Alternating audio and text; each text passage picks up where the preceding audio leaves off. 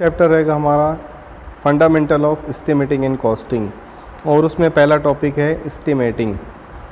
तो estimate can be defined as the procedure और method of working out the probable cost of work. An estimate is prepare by working out the quantities and then calculating the cost at suitable rates। तो estimation basically कोई भी construction activity start करने से पहले हमको estimate prepare करना रहता है। Estimate gives an idea of probable cost of work. और एस्टिमेट प्रिपेयर कैसे करना है हमको? Bye working out the quantities of item of work.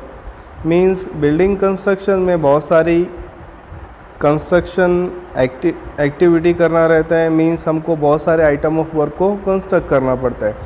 जैसे कि एग्जांपल के तौर पे ब्रिक मैसनरी रहेगा, यूसीआर मैसनरी है, प्लास्टरिंग है, फ्लोरिंग है। तो इसमें बहुत सारे मटेरियल्स लगने वाले हैं, लाइक ब्रिक लगेगा, सीमेंट लगेगा, स्टील लगेगा, टाइल लगने वाला है। तो बहुत सारे आइटम्स हमको कंस्ट्रक्शन एक्टिविटी में लगने वाले हैं for construction of that bungalow और बिल्डिंग।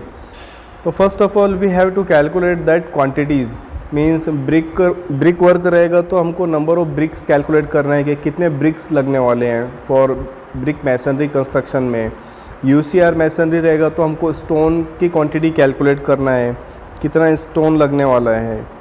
ठीक है, इसी तरीके से सीमेंट कितना लगेगा, नंबर ऑफ बैग्स में हम उसको कैलकुलेट करेंगे। स्टील कितना लगने वाला है। तो just we have to calculate that all quantities of item of work और materials required for that project and then calculate its cost. ठीक है ना। आपको अगर ब्रिक का क्वांटिटी पता चल गया तो आप इजीली क्या कर सकते हैं, उसकी कॉस्ट निकाल सकते हैं। मार्केट रेट से आप उसको मल्टीप्लाई कर देंगे कि 1 ब्रिक की कॉस्ट कितनी है, 7 रुपीज़ है, 8 रुपीज़ है। आपने नंबर ऑफ़ बैग्स निकाल लिया, 2000 बैग्स लगेगा आपको बंगलो कंस्ट्रक्ट करने में या पर्टिकुलर जो भी बिल्डिंग है उसको कंस्ट्रक्ट करने में। तो आपने क्या करना है, बैग्स में सीमेंट निकाल लिया है, उसको आप मार्केट रेट से मल्टीप्लाई कर सकते हैं। जैसे कि 300 रुपीज़ पर बैग चल रहा है तो आप इजीली क्या कर सकते हैं, कॉस्टिंग निकाल सकते हैं। तो इसके बाद फिर हमको क्या मिल जाता है, प्रोबेबल कॉस्ट ऑफ वर्क मिल जाएगा। तो प्रोबेबल कॉस्ट मीन्स एक अप्रॉक्सीमेट हमको कॉस्ट मिलेगा, नॉट एक्चुअल, बट एक अंदाज़ा लग जाएगा हम लोगों को कि हमको कितना बजट लगने वाला है। अगर इस बंगलो को कंस्ट्रक्ट करना है या इस अपार्टमेंट को, इस बिल्डिंग को, इस रोड को कंस्ट्रक्ट करना है तो हमको 20 लाख लगने वाला है कि अराउंड 30 लाख लगने वाला है। Just it gives an idea of financial budget. तो हमको कितना अमाउंट लगेगा इससे हमको क्या मिलता है, एक आइडिया मिल जाता है। तो एस्टिमेट प्रिपेयर करना कंपलसरी रहेगा। कोई भी कंस्ट्रक्शन एक्टिविटी करते हैं हम, अगर रोड कंस्ट्रक्ट कर रहे हैं, बिल्डिंग कंस्ट्रक्ट कर रहे हैं, बंगलो कंस्ट्रक्ट कर रहे हैं, water tank, elevated storage reservoir, अगर हम वाटर टैंक को कंस्ट्रक्ट कर रहे हैं तो फर्स्ट ऑफ ऑल हमको एस्टिमेट प्रिपेयर करना रहता है। तो एस्टिमेट के क्या बेनिफिट मिलेंगे हमको, प्रोबेबल कॉस्ट मिल जाएगी हमको कि हमको इतना बजट लगने वाला है पर्टिकुलर कंस्ट्रक्शन एक्टिविटी करने के लिए। और एस्टिमेट कैसे प्रिपेयर करते हैं, सारी क्वांटिटीज़ हमको वर्कआउट कर लेना है कि बिल्डिंग में इतना प्लास्टर लगेगा, इतना फ्लोरिंग लगेगा, इतना पेंट लगेगा, आरसीसी मेंबर्स इतने लगेंगे, फुटिंग्स इतना लगेगा, ब्रिक इतना लगने वाला है, स्टील इतना लगेगा। तो हम सारा क्या करने वाले हैं, क्वांटिटीज़ निकालने के बाद उसको सर्टेन रेट से मल्टीप्लाई कर हम क्या मिलेगा, हमको एस्टिमेट मिल जाएगा। सेकेंड टॉपिक रहेगा purpose of estimating. First purpose रहेगा एस्टिमेटिंग का, to know the approximate cost of work. तो एस्टिमेट करने से हमको क्या बेनिफिट मिलने वाला है, क्या पर्पज़ है। फर्स्ट पर्पज़ है हमको अप्रॉक्सीमेट कॉस्ट ऑफ वर्क मिल जाएगी। तो अप्रॉक्सीमेट कॉस्ट मीन्स एक अंदाज़न हमको वैल्यू पता चलेगी कि इतना अमाउंट हमको लगने वाला है। कोई भी कंस्ट्रक्शन, या अगर आप देखेंगे बिल्डिंग कंस्ट्रक्ट कर रहे हैं आप कोई पर्टिकुलर, तो उसका आपको कॉस्ट पता चल जाएगा एस्टिमेट प्रिपेयर करने से कि मुझे 50 लाख रुपीज़ लगने वाला है। तो एक अप्रॉक्सीमेट, एक अंदाज़न आपको बजट पता चल जाता है एस्टिमेटिंग करने से। सेकेंड पर्पज़ रहेगा to know the approximate quantity of various materials and labours required. Estimate करने से हमको अप्रोक्सीमेट क्वांटिटी ऑफ और मटेरियल्स पता चलेगा कि मुझे इतना पीसीसी, इतना क्यूबिक मीटर पीसीसी करना है, मुझे ब्रिक 5000 ब्रिक्स लगने वाले हैं, सीमेंट मुझे 2000 बैग लगने वाला है, स्टील मुझे 1 टन लगने वाला है, 2 टन लगने वाला है, कितना मटेरियल्स लगने वाला है, ये एक हमको अप्रॉक्सीमेट आइडिया मिल जाएगा कि इतना इतना मटेरियल लगेगा इस कंस्ट्रक्शन एक्टिविटी में, और लेबर्स कितने लगने वाले हैं।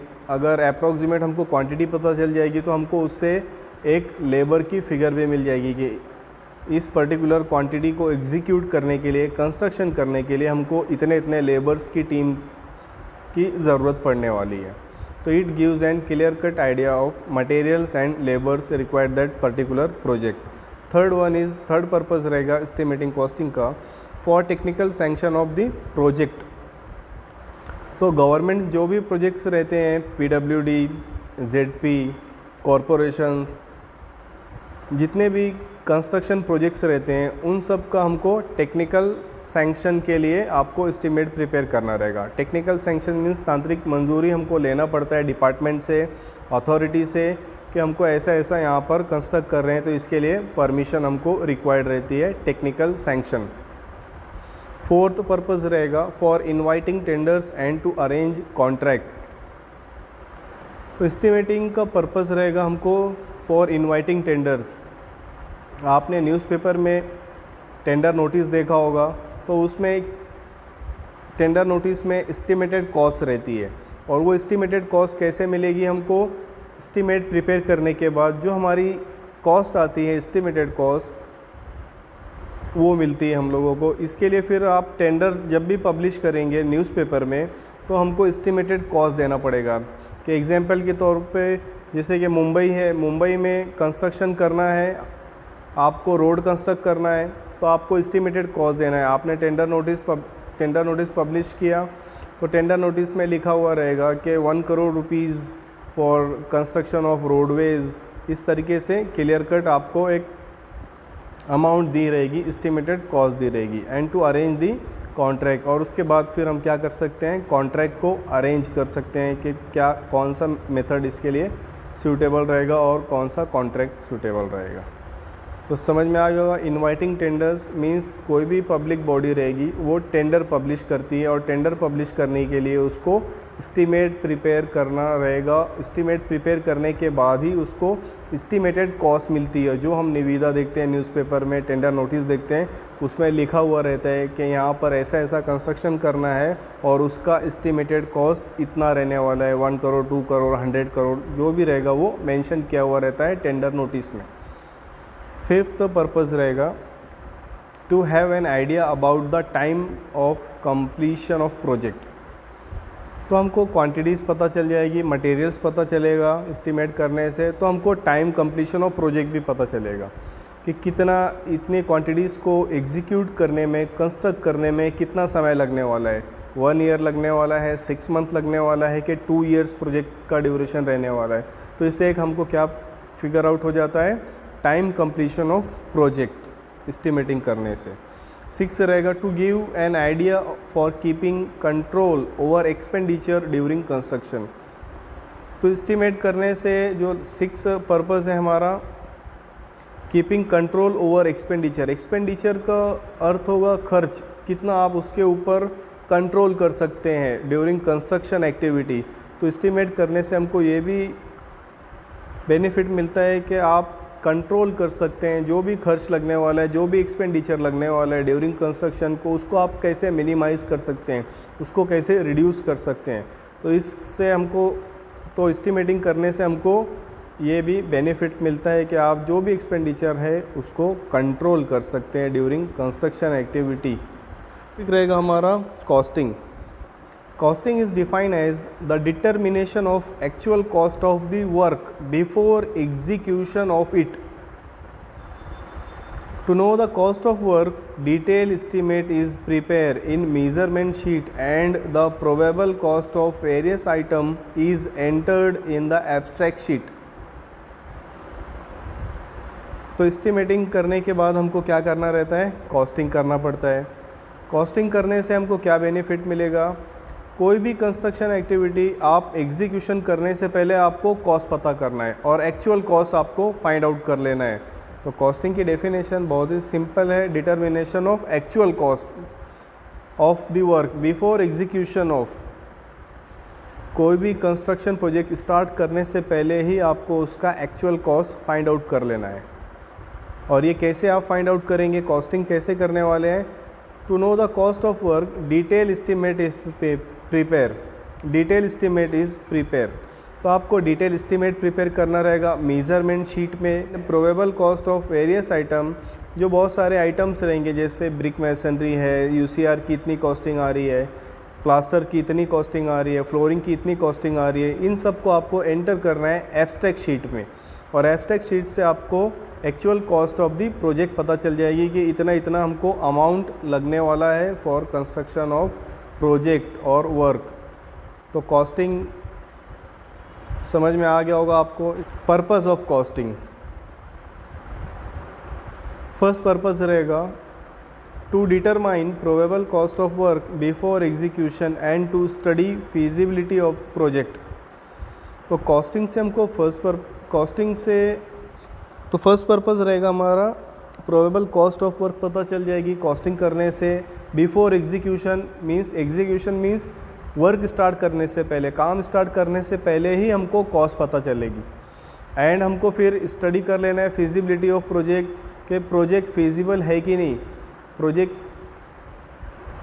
की फिजिबिलिटी क्या रहने वाली है आगे। सेकेंड पर्पस है it helps in financial planning to owner before going for construction.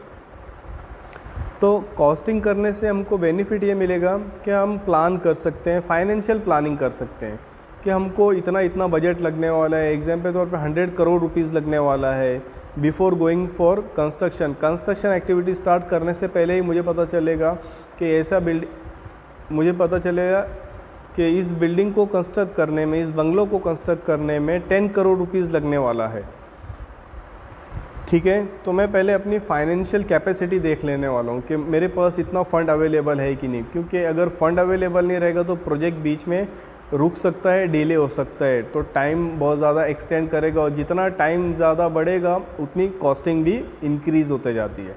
तो इससे हमको प्लानिंग करने में ईजी रहेगा कि फाइनेंशियल प्लानिंग हम कर सकते हैं before going for construction activity. Third रहेगा costing of various items required for construction of structure is known well in advance and accordingly arrangement of finance can be made। तो बहुत सारे आइटम्स रिक्वायर्ड रहते हैं कंस्ट्रक्शन स्ट्रक्चर्स के लिए, आपको पता रहेगा एडवांस में कि इस एक्टिविटी को स्टार्ट करने में, एग्जाम्पल के तौर पे फुटिंग आप करने जा रहे हैं, कंस्ट्रक्शन एक्टिविटी स्टार्ट करने जा रहे हैं, तो उसमें इतना बजट लगने वाला है, 10 लाख रुपीज़ लगने वाला है सिर्फ फुटिंग में, ये आपको एडवांस में पता रहेगा। तो आप इजीली क्या कर सकते हैं, फाइनेंस का अरेंजमेंट कर सकते हैं कि उसको कितना अमाउंट आपको अर्जेंटली लगने वाला है इस कंस्ट्रक्शन एक्टिविटी में। प्लास्टर है, प्लास्टर का आपको बजट प्लास्टर की आपको कॉस्ट पता चलेगी, फुटिंग है, कॉलम है, कंस्ट्रक्शन एक्टिविटी, स्लैब कास्ट करने जा रहे हैं, आपको कॉस्ट पहले ही पता रहेगी। तो उस हिसाब से आप क्या कर सकते हैं, फाइनेंस का अरेंजमेंट कर सकते हैं कि इतना आपको अमाउंट लगने वाला है। फोर्थ रहेगा पर्पस कॉस्टिंग का, addition and alteration in planning and designing can be done if the costing goes beyond the capacity. तो कॉस्टिंग करने से हमको बेनिफिट ये भी मिल सकता है कि जो आपने प्लानिंग की है, जो आपने एस्टीमेट प्रिपेयर किया है कोई बंगलों का, तो वो आपके बियॉन्ड द कैपेसिटी जा रही है। मींस आपकी इतनी कैपेसिटी नहीं है, अभी आपके पास इतना फ़ंड अवेलेबल नहीं है, ये फ़ंड को क्रॉस कर रहे हैं, फ़ंड के आगे जा रहे हैं बियॉन्ड द कैपेसिटी। तो आप क्या कर सकते हैं, डिज़ाइनिंग में अल्ट्रेशन कर सकते हैं, कुछ एडिशन कर सकते हैं। अगर आपके पास फ़ंड बहुत ज़्यादा अवेलेबल है और एस्टीमेट, एग्जाम्पल के तौर पे आपने एस्टीमेट बनाया 1 करोड़ रुपीज़ का और आपके पास फाइनेंशियल कैपेसिटी है, फ़ंड बहुत सारे, तो आप उसमें कुछ सर्टेन एडिशन भी कर सकते हैं कि आपने लिफ्ट लगा लिया, ये कर लिया, वो कर लिया, बहुत सारा आप उसमें एडिशन कर सकते हैं। लेकिन आपके पास फ़ंड अवेलेबल नहीं है, तो आप क्या कर सकते हैं, उसमें अल्ट्रेशन कर सकते हैं प्लानिंग और डिज़ाइनिंग में कि अभी इतना फ़ंड नहीं है, तो इस हिसाब से आप क्या कर सकते हैं, कॉस्टिंग को रिड्यूस कर सकते हैं। जैसे आपने बंगलो कंस्ट्रक्ट करना है, आपने लिफ्ट का प्रोविज़न किया होगा तो आप लिफ्ट को रिमूव कर सकते हैं अभी टेम्पररी बेसिस के ऊपर, कि आप उसको फ्यूचर में आप क्या कर सकते हैं, इम्प्लीमेंट कर सकते हैं। तो और भी बहुत सारे आप कंस्ट्रक्शन एक्टिविटी को क्या कर सकते हैं, अल्ट्रेशन कर सकते हैं, क्योंकि आपकी कॉस्टिंग क्या हो रही है, beyond the capacity of your financial capability. आपका जो फंड है इतना नहीं है कि आप इस तरीके से आप कंस्ट्रक्शन कर सकते हैं। तो कॉस्टिंग करने से हमको ये बेनिफिट मिलेगा कि आप डिज़ाइनिंग और प्लानिंग में एडिशन और अल्ट्रेशन कर सकते हैं, चेंजेस वगैरह कर सकते हैं आप अपने फ़ंड के अकॉर्डिंगली।